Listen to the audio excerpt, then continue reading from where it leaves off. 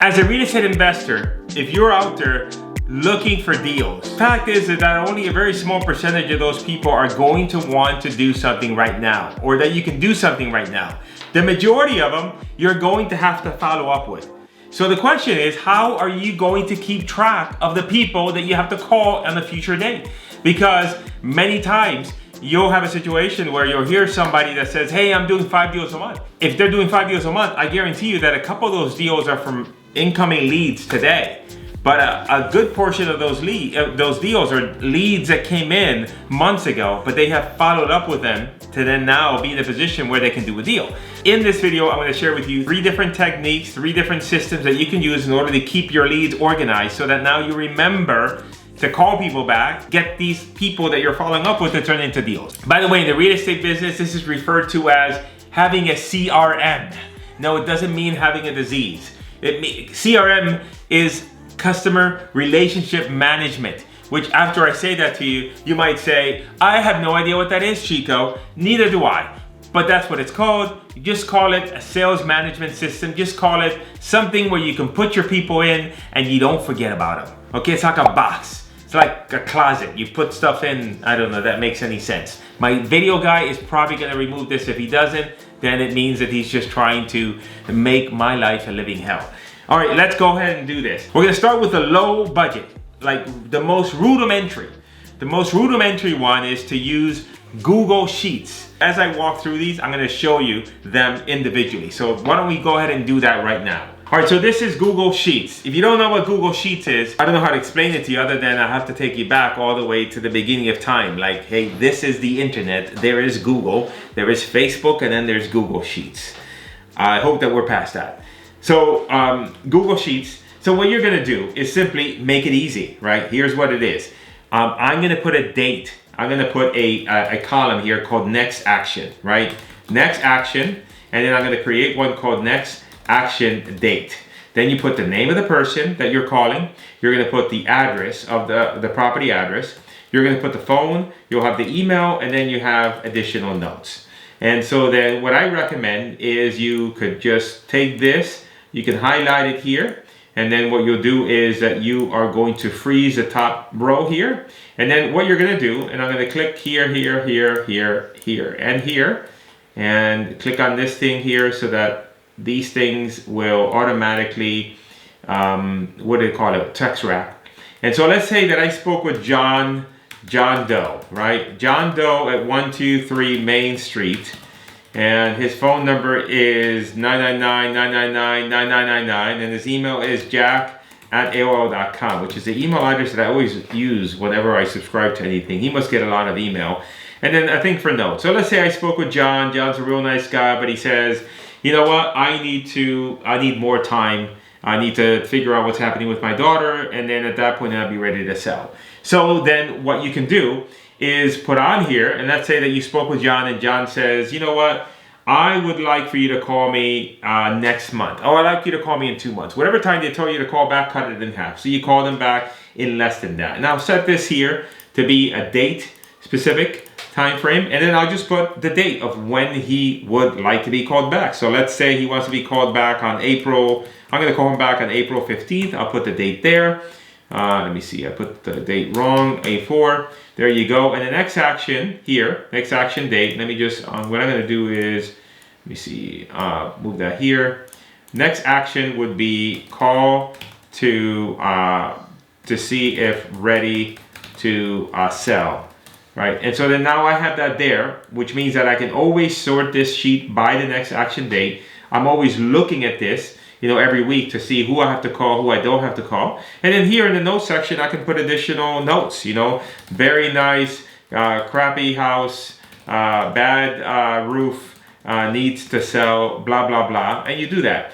It's very rudimentary, but guess what? It works, and it's certainly better than just having pen and paper. So this is the low-tech way to keep track of your leads. Now, you can get really fancy and push things through like Zapier. If you don't know what Zapier is, then cover your ears. You don't have to get involved with that right now. But you can use all sorts of things to push leads into an Excel sheet. But for the time being, just write them by hand, and that's good enough.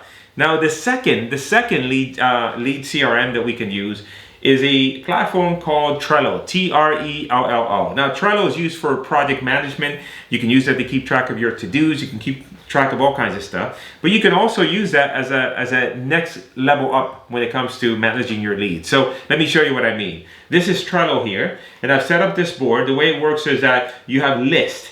These are called lists, and then you have cards that occupy these. So let's say that I spoke with, let's see here, that today and these are the columns that I have. I have new, these are new leads. I have hot, this is somebody that I'm actively trying to see if I can get a contract on the property because they're hot, they want to do something now. Then I have follow-up, this is for later. And then I have these columns called contact 1, contact 2, and contact 3. And then I have cold follow-up, which is different than regular follow-up. You know what we'll do is we'll call this warm follow-up here, right here, warm follow-up. So let's go through a sample lead. So let's say that Gene B calls me about the property at 123 Main Street, right? Now, and I gotta stop saying the word right, say that too often. So then now, what I can do, I spoke with Gene, and Gene has a property at, I don't know, 4217 Northwest 17th Avenue in Miami. And so I could just write notes, right? This is the property in Miami.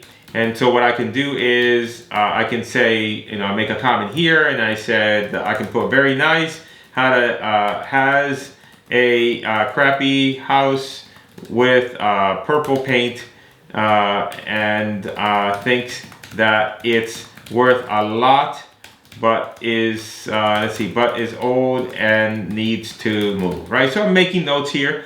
And what I can do is here in the description, I can go ahead and enter that address there. And then what I can do then is say, let's say I talk to Gene B. And Gene is a reasonable guy, and so he says, hey, maybe I might be ready to do something in 30 days or 60 days. And I say, you know, I'm gonna give him a call in a couple weeks, see what's going on with him.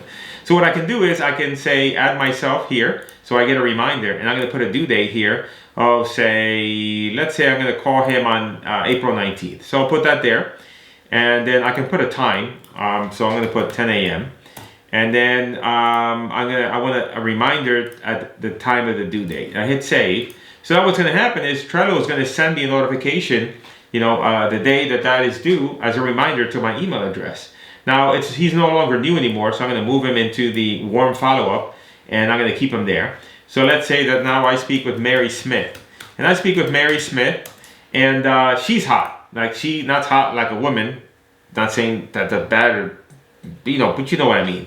She's hot in terms of selling her property. I don't personally know Mary, so I don't know how she looks like. So let's say that I talk to her, and I'm really wanting to be on top of her. That sounds really bad. So what I'm gonna do is I'm gonna take that and move it into hot. So every day I'm looking at my sheet and I'm looking at the hot ones, and I'm saying, man, I want to be on top of this one because I want to get this one. That sounds so bad. So that's Mary.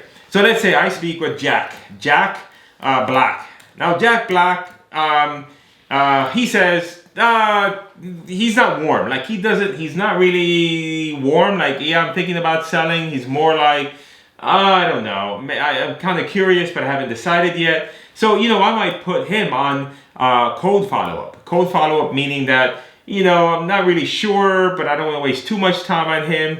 And so you can put him there. But now let's suppose that Jackie Smith lead comes in, and she comes in through Facebook, which, by the way, if you have Zapier, you can use Zapier to send the leads over here automatically. So then they occupy the card here called new, the list, and then now you can just work them through here as opposed to manually inputting them. But we don't want to get into that right now. Jackie Smith fills out a form on Facebook saying she wants to sell her property. And I try to reach her, but I'm not able to reach her. So I try the first time I call her, send her a text message, can't reach her. So what I'll do is I'll drag her into contact 1, which means that these are the people that I've tried to contact at least one time, but haven't been able to get a hold of her. So tomorrow when I come on my CRM, I'll look at my warm follow-up and say, hey, do I have anybody that I need to call today? I'll look at the hot one and say, hey, do I want to be on top of Mary Smith today? Again, that sounds really bad, really, really bad.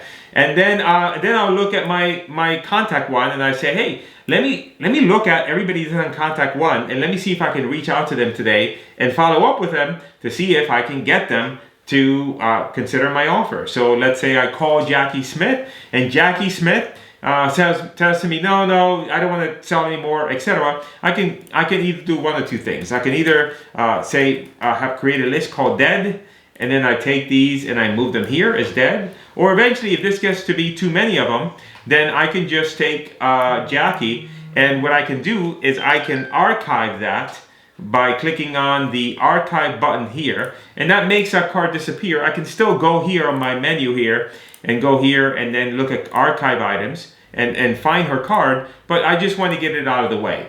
And then let's say that I have John Smith. I tried to call John Smith a couple times, but can't reach him, so I'll put him into contact number 2. That means that anybody on contact 2 means that I've already tried to reach him twice and have not been able to. Eventually, he'll make his way to contact 3, which at that point then, if I can't get a hold of him, I can create another card that says never reached, and then maybe in a month or so, I can try everybody in the never reached. Or if I have way too many leads, I can say, you know what, I'm just gonna go ahead and archive this one and let it be.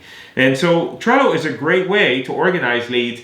I think it's a better alternative than the Google Sheets. And it's free, because you can get Trello, sign up for an account, use it for free, not a problem. So that is the second way that you can follow up with your leads. And let's talk about the third way, which is something more robust. And I'm talking about just really like going to the moon with a space shuttle, that kind of robust. And the platform that I recommend is a platform called Freedomsoft. You can get a link on my description that'll help you get up and running with Freedomsoft and give you access to some of the stuff that our team has and have integrated into Freedomsoft. And here, don't call any of my leads, okay? Because I have live leads here. So this platform allows the leads to come into here, right, automatically. Then I can, let's see if I can find a couple of leads here that maybe... Let's see, let me look here. Well, you can take any of these leads that have come in. Let's say this one comes in and I want to call them. I can click on here, call them directly from here. The call is recorded automatically. I can send them a text message. I can make comments about the leads, and I can then take this lead all the way through. This is great when you have yourself or multiple team members working in here. You have the capability of setting up all sorts of different campaigns. You can track your marketing. You can set up phone numbers so you can send out direct mail and have the direct mail coming through the phone numbers and then automatically be segregated into different campaigns. You can keep your buyer leads. You can keep your seller leads in here. You can then, once you have a property in the contract, you can take that lead and convert it into a property. Now it becomes a deal that you have in place. There's a lot of functionality in this system, and for me to walk through here on this video, this entire system, we'd be here for at least 30 to 40 minutes minimum. And it's even great because, like, for example, I can click on here and see all the responses here that have come through. Like, for example, here, this is an example of somebody that came in that I couldn't get a hold of. I was able to do a skip trace for that individual. Inside of the system, it came back with all these phone numbers. We then placed a bunch of different calls, eventually got a response back from them about them not wanting to sell, which is fine. But here we can have all our communication for the prospect here. And again, the best thing about Freedomsoft is that it's really a very robust system that allows you to run your entire real estate operation, both wholesaling and rehabbing. Allows you to bring in team members, allows you to monitor team members. I can look at reports that will show me how many calls somebody did, how many text messages they sent out. But again, if you're a one-man show, it might be overkill. The one thing to consider is that, it's a couple $100 a month. And so if you are tight on a budget, then you're better off going with Trello, doing it for free, getting some deals under your belt, that later on you can sign up for a more robust CRM because you're making money. So you're just kind of investing money that you're making in the business back into tools and systems that help you grow. And so those are the 3 main ways that I find are the best when it comes to keeping track of your leads, both from the cheapest, simplest, to then kind of medium but still free, being Trello, to then be more expensive. Here's my question to you. I want you to, because I'm curious to know, what do you use as your way of organizing leads? And is there any one of the ones that I mentioned here, one that you're going to say, you know what, Chico, I didn't think of that. I think I'm gonna use that tool. Let me know in the comments. And by the way, if you want the absolute best way for you to find leads of motivated sellers that are raising their hands and saying, please, please, please make an offer on my house, that is in fact through Facebook. And you can actually look at one of the videos that'll pop up here. And if you implement that strategy, you can finally get out of the cold calling penitentiary. It's a very horrible place to be. I don't want you to be there. I want to help you get out. And together, you and I, we can help you break out of that. This is Chico, and I'm out of here. Always look at the faults. My video guy says that I cover my mouth. Always look at my faults. You have got to break free.